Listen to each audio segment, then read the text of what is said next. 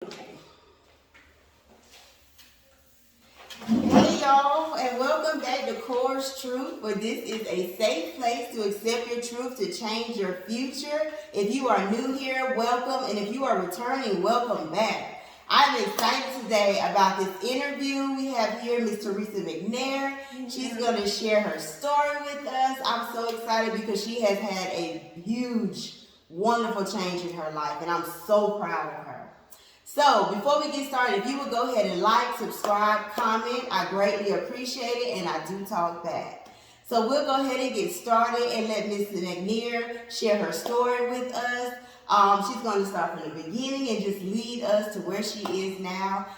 We'll ask her questions along the way if we have questions. And at the end, if she's feeling comfortable, I will share her social media contact information in the description box below. So you'll be able to reach out her just to keep her encouraged. If you have any questions, you're able to ask those questions to her, and I'm sure she'll be open to that.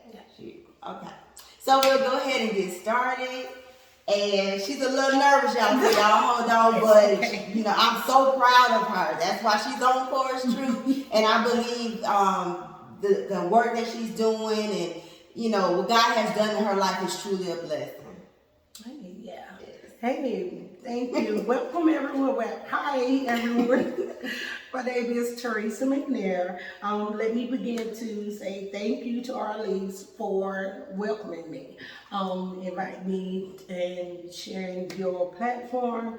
I appreciate everything that you're doing. You have that voice. You're voicing for us. And also, I apologize for the delay of the invitation, but we're here today. Yes. So yes, again, my name is Teresa McNair. I'm 43 years old. I'm from North Carolina, a small town in Robertson County called Red Springs. I've lived there my entire life. Did pretty much a lot of my damage there as well. I have 3 beautiful kids and 2 granddaughters. And to start off, I am the knee baby to 5 kids. I'm the knee baby of 5 kids. My mother and father,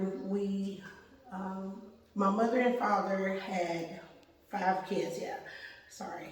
Go ahead. But yes, my mother and father had 5 kids, 3 boys and 2 girls, and I am the knee baby of them. I had a very good childhood.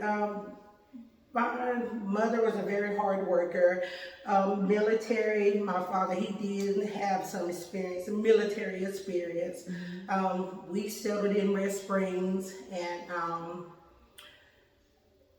my mother was a very hard worker. However, my father, I remember, just going in and out of prison to see him. And then as growing up, I began to see, like changes, coming in late at night, arguing, and however, my mother just remained consistent in her ways. She was a very great provider. She took care of us, and my father, he did, as I know today, I know he did what he could do because he was bound by something else. Today I know that. Before I did not know. I did not understand.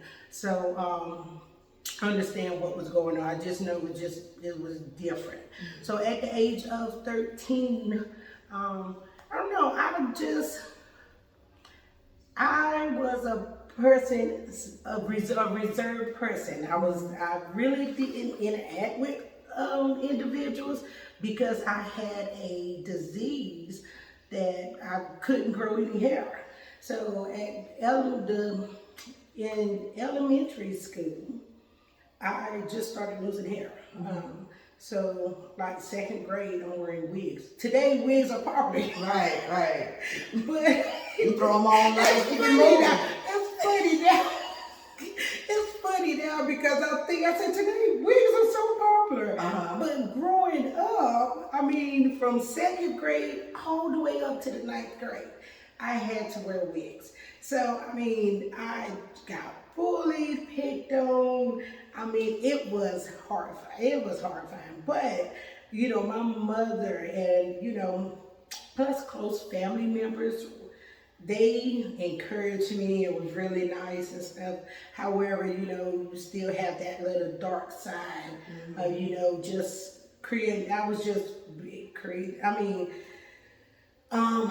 just becoming a different person because I just looked at myself so bad because I didn't have hair and I was kind of overweight and just a lot. Well, just fast forward in a little. Middle school, I lost my brother. He was killed when he was 13, I was 14. And my mother seeing how hurt she was, not even caring, I just started really being rebellious. Started hanging around with the people I shouldn't have been around. And in and out of group homes. No foster homes, but group homes. And I really was taking my family through. I really was. She was taking me to see therapists. I'm still wearing wigs and stuff, and it was just I just felt in order to me to be accepted, I just had to act a negative way. Be around people that really they didn't care how you look as long as you followed them. Right. And that's what I chose at that time. So I could see, me being, I started being manipulative towards my mother especially because she's grieving her son and just not trying to hold me down but let me have some freedom somewhat so I could be okay, but then it's causing a barrier between me and my siblings because they could see me being so manipulative, conniving, deceiving towards them and their mother. So it was just a lot in our family, and so just kind of in and out of group homes. And I'm not sure the first time I used drugs, which was marijuana. It was plainly just marijuana. As I thought it was just simple, okay, just smoke a little weed or whatever. But my tolerance level for it just got really high, so it was like I had to have it. So kept doing weed, and then that's when the crime started, which was writing checks. The crime just started, and I just elevated to using cocaine in my marijuana. And again, my circle is very small, but it's really impacting my life. It was making a very big negative impact on my life. Running away from home. I got pregnant at the age of 15. I had my first daughter, and I couldn't take care of a child. I couldn't even take care of myself. So again, my mother, my siblings helped raise my kids. Well, my child at that time, Kiara, and I was just here, Met someone. I met a man, like 20 years older than I was, close to it, and we ran together, and I was exposed to a little more of life on the negative side. Some positive, but more negative. Well, during that time, I got pregnant, in and out of jail several times. My first prison experience, it just so much happened. So it's like a hard, I never really sat down and did a timeline of everything, because just so much has happened. And sometimes you don't want to relive that. Sometimes you really don't want to relive it. So, however, for me to completely heal, it has to happen. Right. It's part of your truth. It's part of your story. Even if you don't share that, just something to show, where God has brought you from and what you've been through, and a new life. Yeah. So again, and I try to fast forward through my childhood because it was just so much and just so much harder than I've caused my siblings and my mother. Um, again, prison, jail, drugs, staying up all night long. And at that time when it really got bad, I was like on my third child and still living with the same man, very abusive. You know, only thing that kept us settled was drugs or doing something criminal, you know. And I started writing checks very heavily. At that time, I was writing them really bad where, you know, I was able to take care of take care of everyone financially. But I was not there. Drop money out, pay this, pay that, and I just was not there. I was, you know, making that much or whatever. However, did not know that it was really going to bite me in the butt at the end. And again, in and out of prison. This is my second prison sentence. And at this time now, while I'm going through prison, jail, my mother was always there. She got me out of jail, I think, twice.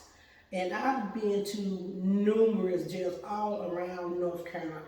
A lot, because I ran all around, you know, doing what I was doing. But my mother, she got me out twice.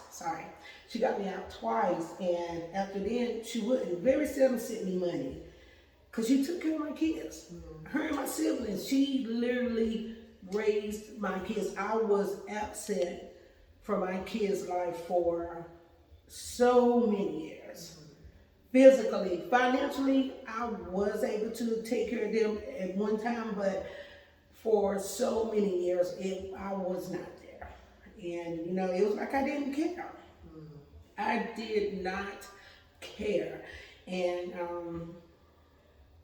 so I think it was after my second prison term, I was still getting high, but I was doing okay as I thought.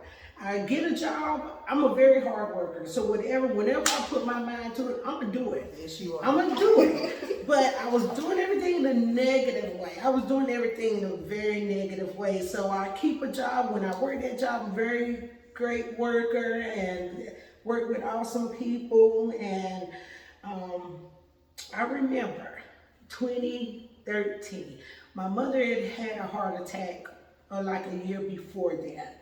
And so I was home a little more. I was home more, but I would run at nighttime. I would run at night, and I started selling a little bit. I always wanted to, I had that urge to want to change, but it was like I just had a stronghold. I had to get high. I had to do this and do that because I just felt like I just had a void in me that I wanted to be wanted just by what I could sell somebody, what I can give them, giving the drug men all of this money, giving everyone, just making everyone happy, making myself happy by, you know, harming myself by smoking weed or manipulating individuals, people and stuff. Well, my mother, she came home 2014 from the doctor. My brother used to take her to the doctor, and with my siblings, because it's only 4 of us at this time, because Carlos, my brother, got killed when he was 13.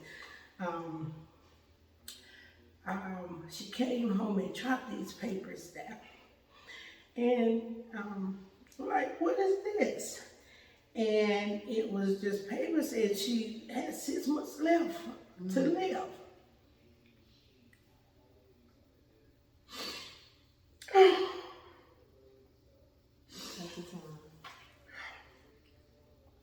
Girl.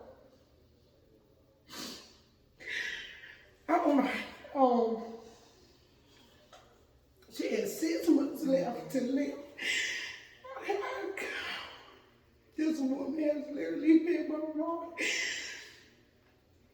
It was like we was all in. just could not believe it. She was so strong about it. She was so strong about it. I had a very good mother. So she got these papers. I'm saying right about October. She ended up passing in February. But in that time, I started slowing down a little more because I, realized I was like, okay, she's not going to be here. This woman covered me. Well, I'm telling you, my siblings didn't even like me at one time because she covered me. She covered my mistakes. Even with my kids, she was always there. And just to know that she was not going to be there, so I made a conscious decision. I was like, okay, Teresa, you got to slow down. You got to get things in order. But again, that stronghold. And she passed in February, and actually her baby sister passed 7 days before she did, unexpectedly. So it was definitely hard with the family. It was hard. The family, we was all of us, siblings, cousins, aunts, uncles, everyone was just like really going through. Because we was preparing for my mother's death, and then my aunt unexpectedly passed. So, so mom passed. I was on probation then because never completed probation. I would get on probation, I get on probation and do those 30 or 45 days and back at it again. And I was just think I know anybody.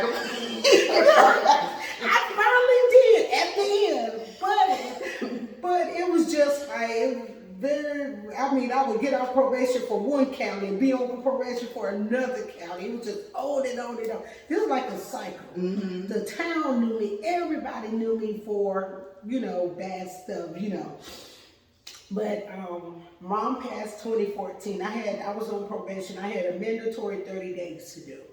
And so they did allow me to do it after mom's death. And I did it.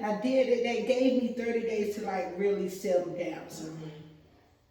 But I already knew once I got out, I knew what I had to do. Yes, I could have went and got a job, but my record was like really building that. It has built. It was it had a firm foundation of just felonies. I understand. So, right. So, yeah. So, during this time now, I did leave out, I know mom's passed, but my relationship with my kids was looked tarnished. I did raise my baby girl, Kasaya. But my son's father family raised him. So, and my oldest daughter is just, it was no connection. I did because of the choices that I made. And they got to an age where they could see I chose the streets instead of them, Right. So I did the 30 days, got out doing the same stuff, but I was more careful with my stuff. I thought I knew the system so well I could get past things and just manipulative, deceiving, And so I did, kept running, and then 2015 came. 2015, and I was wanted for several counties, obtaining property by false pretense, checks, whatever. And this particular day, and I used to rent cars all the time, pay people hundreds of dollars to rent cars, but this particular day, my ankle started hurting. So my ankle started hurting, and I had went out of town, went and made some money, and came back, and the car that I had was like, be on the lookout, Bolo, or whatever. That's what it was. So I was wanted, and I was wanted with the bells bondsman, but I already had the bells bondsman covered. I paid the bond or whatever. So I'm handling this real big bond that I had, and I knew I had to turn myself in. But I thought I had it in place where I would be able to get right out. But anyway, they had a very fugitive hold on me. So so they had a fugitive hold, and I couldn't be touched. No one would touch me because I had it so well with the Bells bondsmen that they would touch me with no money. I would have to give them some, but not much. Sometimes no money. But thanks, babe. Oh, great. Thank you. Thank you. You got coffee on deck. Thanks, Starbucks. Thanks, Harley. Girls, thank This you. is not sponsored, by the way.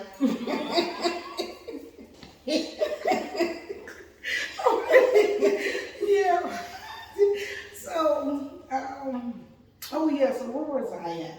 So, They had a hold on the oh Bells. yeah, they had a hold. And this guy, when they got me, I was going to run that night because he got behind me as soon as I came in, well, the country part of West Rays.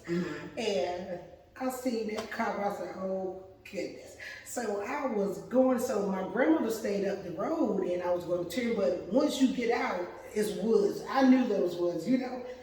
But my ankle was hurting so bad. This happened days before. All of a sudden, my ankle just started hurting. So I opened up that car door. He said, Teresa, don't go nowhere. He said, don't do it. Because I wasn't known as a runner, but I was known as, you know, you better watch this girl. Because the county knew me just because I ran like that, you know. And doing stuff that I didn't have no business doing. And so, they took me down, they took me to the lumber town, whatever, get fingerprinted. And this black guy, I don't know who he was, not even to this day, but he was new on the force. And he said, you know what? He seen how many charges, I had like 30-some felonies, different counties. And he said, you know what? He said, you know what? Go in and do what you got to do and start all over again. And, you know, I didn't think about it like that, but when I got locked up that night at Orleans, I was like really relieved. It was like, yeah, I was mad because I got locked up because I had plans or whatever. Get ready to, I just hit town, just get ready to go to the dope man or whatever. Pay off the money I owed or what, because I used to owe out a lot of money. But it was like a sigh, I had a sigh of relief. Like, okay, this is it. This is it right here. And then what he said, but got locked up 2015, March the 3rd. And that's where it began. And you remember the date? Yeah, March the 3rd. Wow. And that was my first time, actually. I mean, I've used drugs for over 20-some years. Strong, active addiction. 20-some years. Stealing from and I wasn't ever steal from people. I was stealing from my families. The one who took care of me. The one who covered me. The one who looked out for my brothers. I don't even want to go into that, but I will. But the things that I've done to my family, and I've seen God just allow me to see during my incarceration, you know, how the things I did to my family, and they still helped take care of me, helped take care of my family. They was helping take care of my grandbabies while I was in prison, you know, and to get in prison to see where individuals, families, they're abandoned them. And here I am, where I'm literally, my mother almost lost her house because of me. I nearly cleaned my brothers out and sister. Because of drugs. That was my choice, my decision.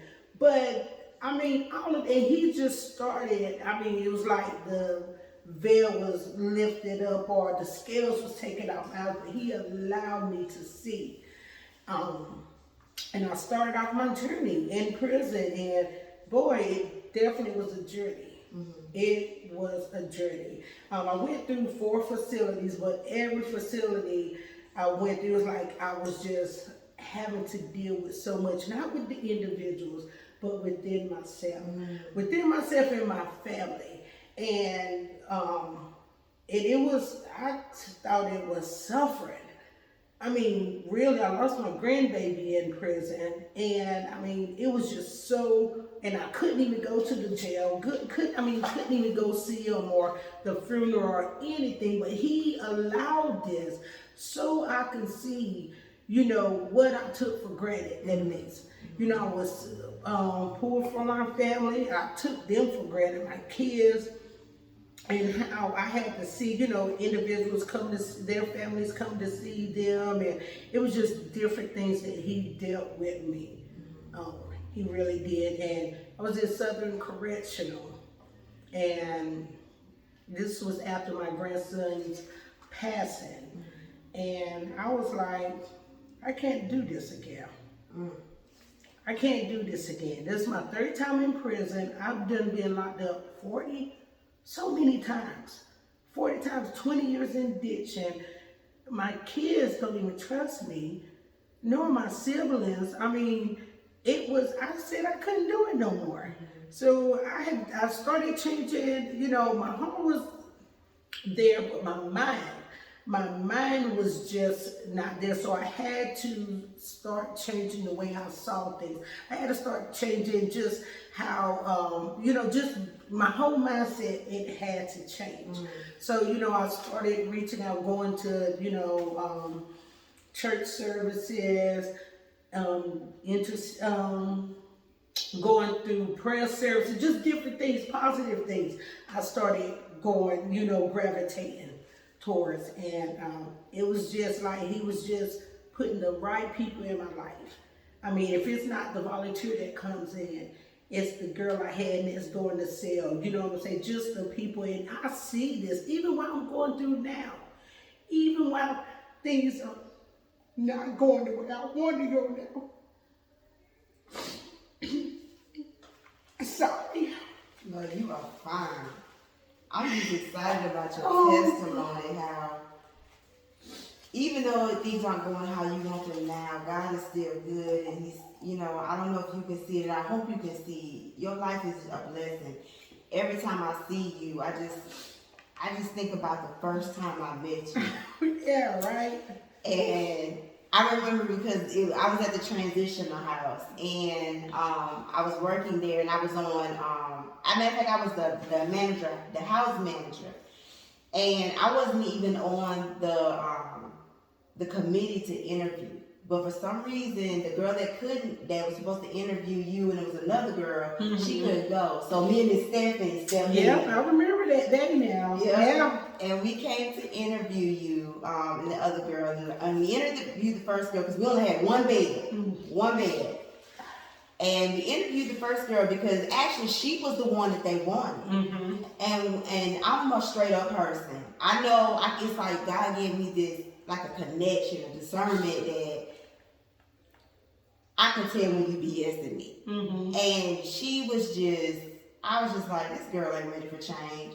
She putting on the facade, and I was just like, nah, this ain't for her. So I was ready to go after that. I was like, I didn't come down here to play. I'm one of the people, I'm about my business. I didn't come down here to play. So Stephanie said, we gotta interview Teresa. And I said, well, she better come in here, right? Yeah. And you came in, and you immediately, your presence just touched me.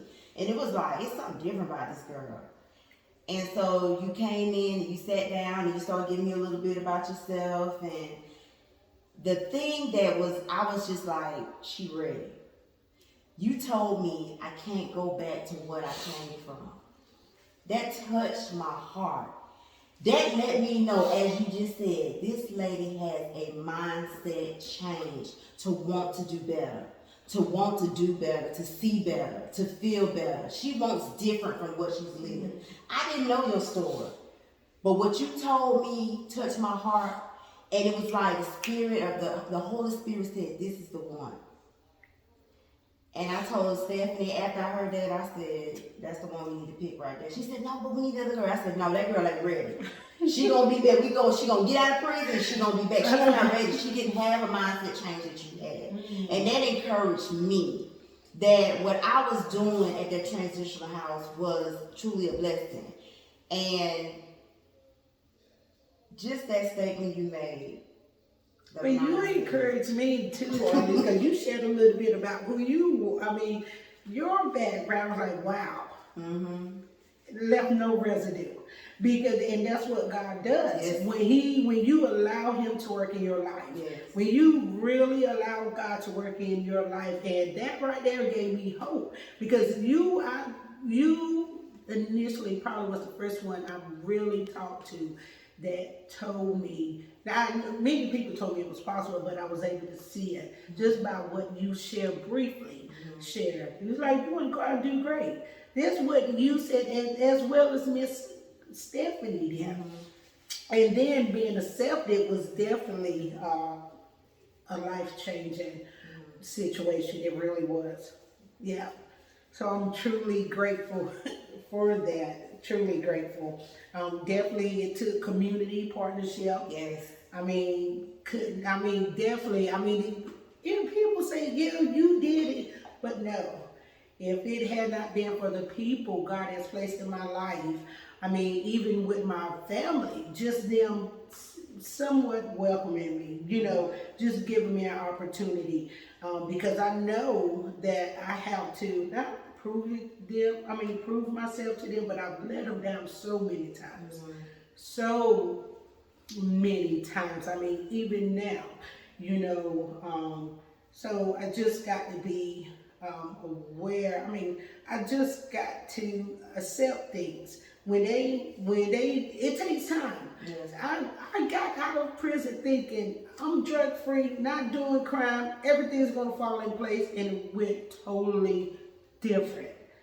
I was so discouraged. I wanted to go to that. I knew that I had to go to a transition home, but at that time I did not want to go. You know how as flesh is, ain't being around no one and want to show, oh, I'm doing good and all of this. And I knew I had to go. But when I was at, I think it was Eastern, yeah.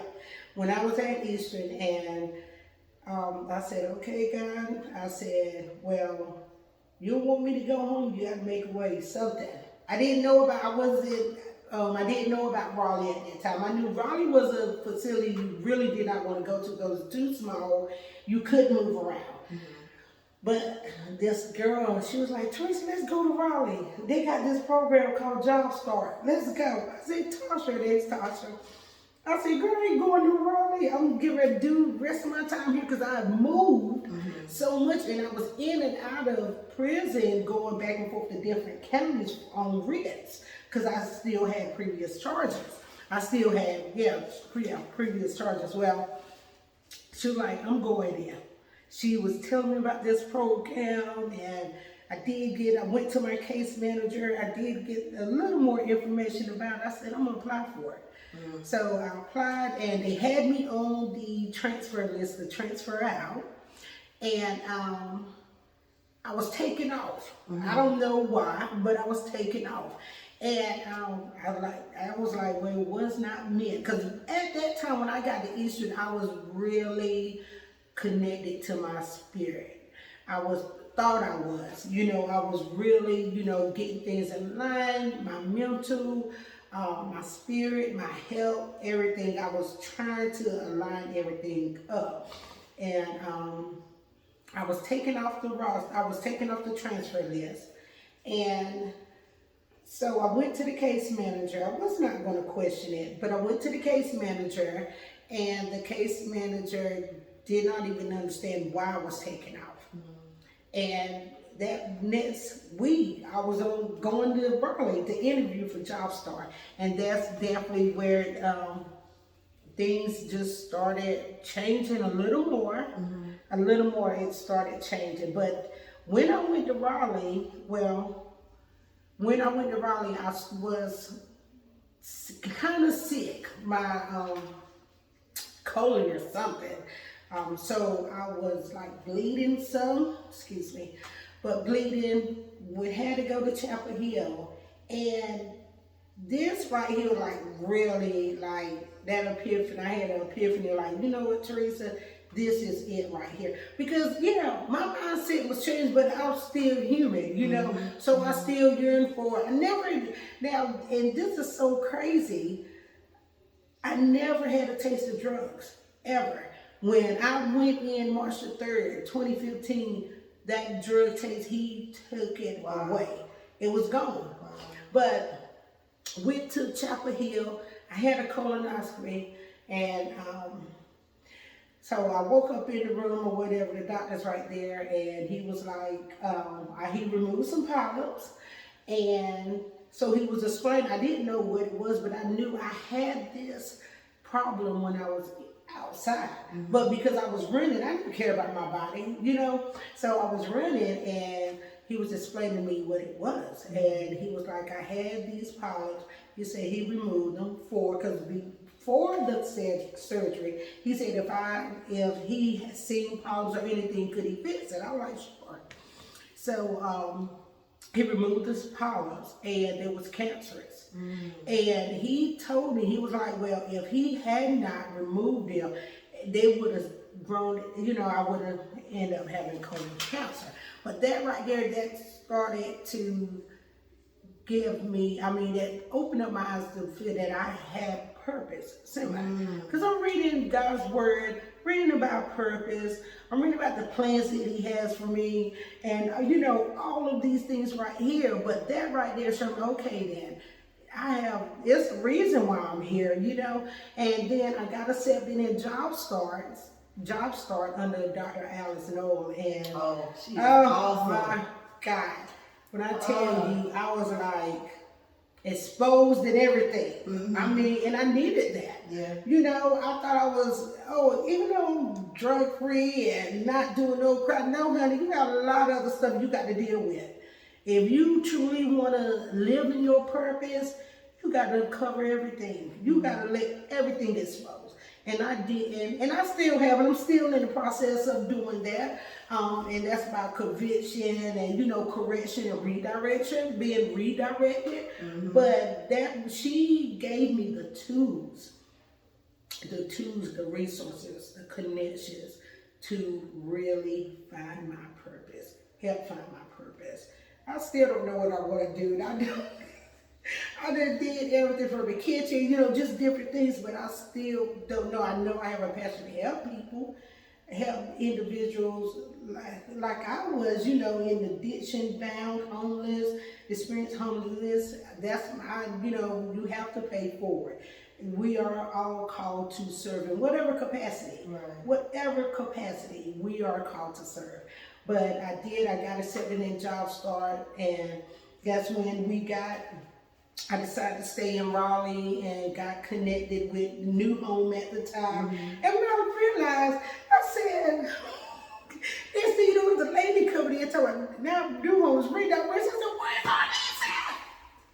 We had some transition, so it became direction, I was devastated because I was so eager to run under you, to shadow you, because you really opened up my eyes, hey, this life is possible. I really can move forward. But I just during those 3 or 4 facilities, meeting people, people are meant to sow seeds, to open up eyes, and so I was like, okay, so I was under the leadership of Miss Stephanie, and complying with the rules and regulations, guidelines.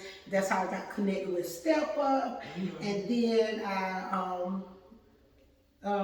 Miss Deborah Nash, she got me an interview with Carol's Kitchen, and that partnership was really, it opened up eyes, opened up doors.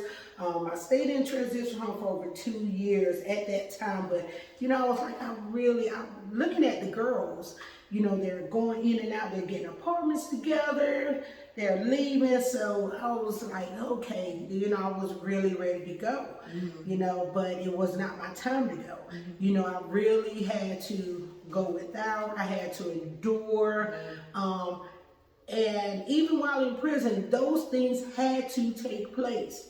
They had to pay. When I didn't get the money for the canteen or when I didn't get a letter, all of those things had to take place. They had to. So I could appreciate life and so I could know how to be content in whatever situation. Okay, Teresa, be content. It's okay. You're by yourself now. And I was not, but at that time I thought I was. You know, I was in a transitional home and at one time I just thought maybe it was a little, like people look down because I stay in a transitional home, but you know, people was from home because they knew how I ran from home. They knew, and they were like, Teresa, you're doing so good. And being encouraged by the individuals here and just the partnership really gave me hope. And so I thought my relationship with my family would get stronger, and you know, went the other way. So how do you deal with that? You know, so that was definitely very discouraging. But you know what I said? I caused that. And I had to accept that. I really had to accept that. All of this I caused. One decision, not use. One decision, not work. Work. That's all you had to do. And my mother, she laid values down. Whether she said it, whether or not, if she didn't say it physically, she would speak things, but just her example. She led a life of integrity. She was a provider. I mean, and my brothers and sisters right now, they lived there. I was the black sheep. I was the one that really prayed. But I mean, all of that I could have did. I mean, I could have. Avoided by this one decision. Obey. You know, one decision, just obey. But, so yeah, things definitely was not going right with home. But, you know, I had to stick with it. I had to, that mindset, I had to stick with what the plan that God had, the plan that, because what I've done in the past, and I still do, I make decisions based on my feelings or how I feel. We all do. And every time I do that, I end up somewhere, I don't know where it was, jail, in a dope house somewhere. You know, I would get mad, go use or something like that, or feel a little lonely, go write a check or something, go out to eat or something. So I'm better about that. I've gotten better, but just recently I made, you know, a decision based on my feelings. And I'm like paying for it, you know, but it's okay. You know, so definitely during that time, it just gave me the opportunity to embrace whatever comes. Yeah. Embrace it, regardless, just here, just acknowledge it. You know, I definitely, things happen, I suppressed it, would not put it in the back of my mind and stuff. You have to deal with it. You have to deal with it. And that's what I had to realize. It has helped me, definitely mentally. Mentally, it has helped me. Accept where they are, because, you know, and I have to accept where I'm at, accept how things are. Right. And just pray it gets better. You know, just, and hopefully it will, but if it don't get better, just, have to live. And you know, yeah, so I just took advantage of the opportunities that was given me. I'm very shy, so people from home know that. But here, they're like, Teresa, I just can't believe it. I just literally cannot believe you're shy. I'm like, girl, because here I go, and I know people even at work down, they were like, oh, is this girl, shut up. But it's just funny, because I need this laugh though. But It's funny because it's just how when you change your mindset, you change some of your ways. It just seems like how others view you. Because when I tell people how I used to be, they just cannot believe it. Right. Especially, so it that shows to me, the work that he's doing. It won't be complete until the end, Right. but just know that it's able to be done. Right. You know what I'm saying? It's Right. able to be done. So, yeah, so definitely I took advantage of the community, the resources. I was in everything. And at that time, or at least I was running hard. I was working 2 jobs, working Carol's Kitchen, doing Burger King, or working Carol's Kitchen, or High Grove, Step Up. My hands were dipping in a lot of stuff. Celebrate Recovery, NAA. I wanted to just be busy, because I ran so much for the negative. I mean, when I was in the negative, so I said, okay, well, it's good to run in the positive. But at the time, like burning myself out, I was neglecting myself, self-care. I was not taking time to reach out more to the family where they're like 2 hours home. But before I go any further and just show how God was moving things real quickly, my sister, she worked for the post service. We're right now over 30-some years, but she commuted like 15, 20 years. And like a year before I got out, she decided she wanted to get a house in Raleigh. Wow. So, and look, the thing about it, we're like 2 minutes from each other in the neighborhood, but just those little things, he shows me that, he already had the plan. The plan is there. I just got to follow it. Right. That's Right. it. Even though I may go veer off a little bit, he'll bring you right He'll back. bring you back. If Right. it's about adversity, something about confirmation, something, he will bring you back. You know what I'm saying? So, but yeah, so I was running, stacking that little money, whatever, and in the transition home, like, I'm really ready to get a home. Because I knew I couldn't stay in this transition home forever. But my credit, because of writing checks, and people know about bouncing checks, that stuff reflects your credit. Yes, it do. And girl, I had checks galore. And when I said, I heard about Habitat because one of my housemates was in the process of doing Habitat when I was at Redirection. And at that time when I wanted to apply, he don't reply. So I did not. So I worked on my credit. I got a little unsecured card with Capital One, just working on it or whatever. And it was too many checks. I couldn't pay it off.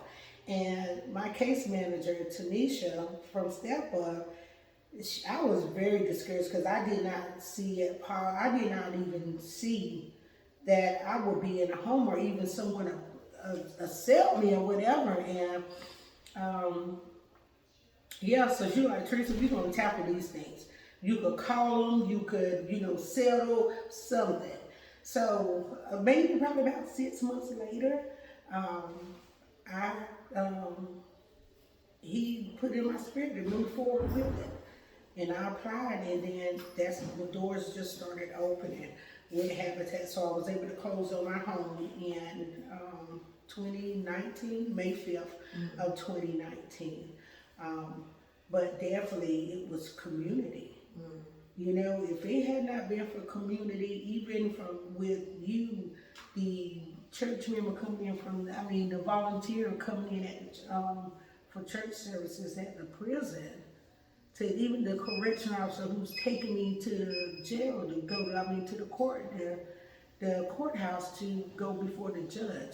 I think everyone and my family, of course, has played a part in it. Yeah. Has gave me a reason to want to live, want to do something. So, but yeah, so now, I stayed at Carol's Kitchen for 2.5. I just recently left Carol's Kitchen. I don't know if you knew or not. No, Yeah, I did. I'm not at Carol's Kitchen anymore. Very bittersweet. I'm at Step Up Ministry. Okay. However, Carol's Kitchen and I, we are working on something right now. So it's definitely their family forever. It was a decision that I just felt that I needed to do. Bittersweet again.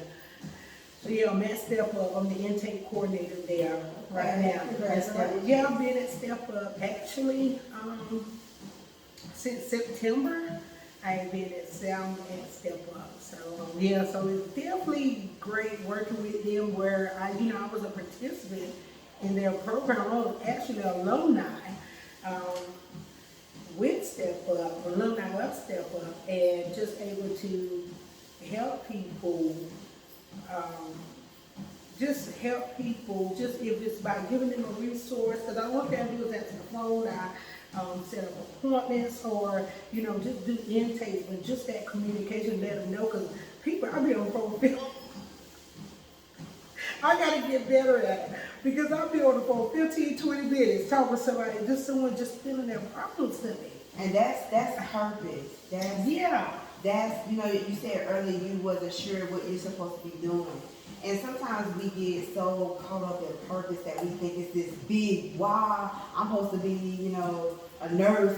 Sometimes it's just, you just supposed to pick up that phone and encourage this person. Right. You're supposed to just say hello to this lady in the store and encourage her because, she having a hard time and she only got $20 left for groceries. Mm-hmm. So that's your purpose. It's just being a beacon of light in somebody's day. Giving them hope. Right. That, hey, I made it through this, you can make it through this, And that's a blessing in itself. That's more than any amount of money. Yeah, and I believe that now I really have came to the conclusion that is so true. Mm-hmm. I thought I was supposed to, okay, I was supposed to be here. No, you're where you're supposed to be at. Mm-hmm. You accept it, Right. embrace it. Right. Okay, if you want to get there, because every time I've gotten somewhere it's by fast, it was, and it was detrimental every time. Mm-hmm. Every time, when I got somewhere really quick, it was not good. Mm-hmm. So you embrace it. You embrace that moment you're in. Learn from it. Take away from it. Mm-hmm. Whatever you can take from it, embrace it. Take notes. So not only it's going to better you, but it's going to better the next person. Right. I believe our life is just like, it's like a domino effect. Our troubles, yeah, we've caused them. I know the majority of my troubles, I've caused myself. And that's what CorasTruth is about, is the fact of, yes, I did it. I did it. I accept it. Right. And now where do I go from here? Right. What do I change to be better in my life? Mm-hmm. Yes, I affected other people in the errors that I made. And I want to apologize for that. Right. I want to show you that I can do better. Right. And that's why I love you so much, Yeah, because that's what you're doing. You see the errors that you made, and you're doing better. I always hear you say you need your grandbaby. Like, see on social media, you get your grandbaby.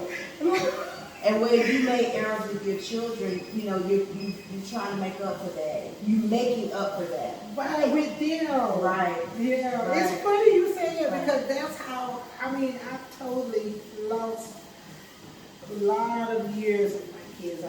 A lot of years. And he's really given me the opportunity to he gave it back with the girls. Mm-hmm. Really, even though they get on me now.